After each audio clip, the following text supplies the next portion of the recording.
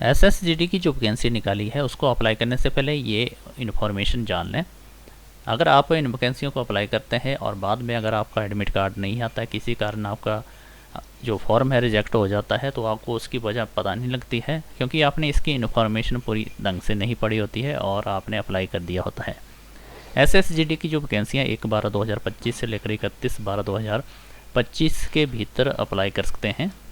और इसकी जो करेक्शन करने के लिए जो डेट है 8/1/2026 से लेकर 10/1/2026 के बीच में रहेगी, और अप्रैल और फरवरी की 2026 में इसका कंप्यूटर बेस्ड जो एग्ज़ाम हो वो आपका लिया जाएगा। एसएसजीडी के में SSF, rifleman, GD, Assam rifle वगैरह की जो वैकेंसियाँ रहती है, इसमें टोटल वैकेंसियाँ कितनी रहेगी, अगर आप इनके लिए अप्लाई करना चाहते हैं तो इसमें क्या क्वालिफिकेशन रहती है। 21,700 लेकर 69,100 रुपये जो इसका पेमेंट स्केल रहेगा, चाहे आप किसी भी बीएसएफ, सीआईएफ, सीआरपीएफ या एसएसबी किसी में भी सिलेक्ट होते हैं। तो सबसे पहले हम बात करते हैं बीएस की वैकेंसियों की। बीएसएफ में जो फीमेल कैंडिडेट है उसके लिए 92 वैकेंसियाँ हैं और मेल के लिए 524 वैकेंसियाँ रहेगी। टोटल जो है 616 वैकेंसियाँ बनती है।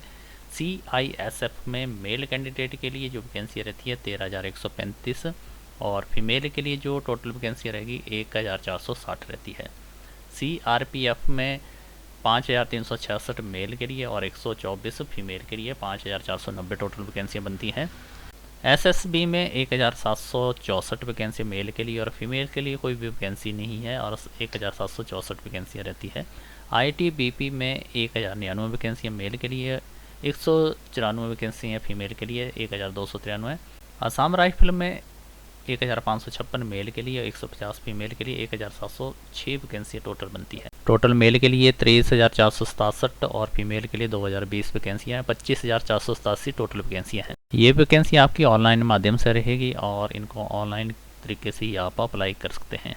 एज की बात करें तो 1/1/2026 के आधार पे 18 से लेकर 23 वर्ष आपकी आयु होनी चाहिए और आपकी जो डेट ऑफ बर्थ है आपको बता दें कि 2/1/2003 से लेकर 1/1/2008 के मध्य होनी चाहिए, वही कैंडिडेट इसके लिए अप्लाई कर सकता है। साथ में SC/ST कैंडिडेट के लिए 5 साल, OBC के लिए 3 साल और एक्स सर्विसमैन के लिए 3 साल की छूट दी गई है। आगे रहा था आपका एजुकेशन का। इसमें जो मिनिमम क्वालिफिकेशन 10वीं पास रखी गई है और इसमें कोई भी परसेंटेज नहीं मांगी गई है, कैंडिडेट पास आउट होना चाहिए। इसके बाद अगर आपके पास NCC का सर्टिफिकेट है तो इसमें भी आपको बोनस इंसेंटिव मिलेगा।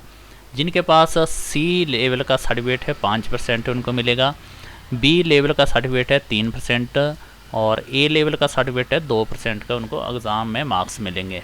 अप्लाई करने के जो फीस का चार्जेस है, अगर आप जनरल कैटेगरी से बिलोंग करते हैं तो 100 रुपये आपको पे करना होगा। SC/ST ex serviceman female candidate के लिए कोई भी चार्जेस नहीं है। जिसके बाद यहाँ पे एग्ज़ामिनेशन सेंटर कोड दिए गए हैं जो रिलीजन आधार पे दिए गए हैं। तो आपका जो भी आपका रिलीजन पड़ता है, ईस्टर्न है, सेंट्रल है या फिर कर्नाटका, केरला है, मध्य प्रदेश है, नॉर्थन रीजन NR है, नॉर्थन वेस्टर्न रीजन है, साउथर्न रीजन है। तो ये एग्ज़ामिनेशन सेंटर आप अपने मुताबिक देखते हैं, जो आपका रीजन पड़ता है, जो आपके राज्य के आधार पर रहता है। इसके बाद फिजिकल स्टैंडर्ड टेस्ट की बात करें तो इसमें मेल कैंडिडेट के लिए 170 सेंटीमीटर, फीमेल के लिए 157 सेंटीमीटर हाइट मांगी गई है।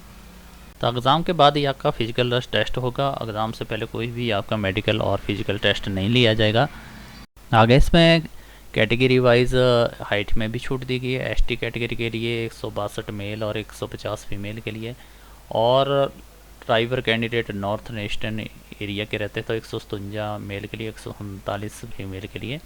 ऑल स्टूल कास्ट ड्राइवर 160 और 147। जो कैंडिडेट गढ़वाली, कुमाऊं, डोगरा इस तरह के हिमाचल प्रदेश, जम्मू और लद्दाख हैं उनके लिए 165 और फीमेल के लिए 155 सेंटीमीटर की हाइट ली गई है। तो ये रहता है SSGD की जो नई वैकेंसी निकाली गई है उसकी नोटिफिकेशन, जिसके आप रीड कर लें, उसके बाद ही इन वैकेंसियों के लिए अप्लाई करें।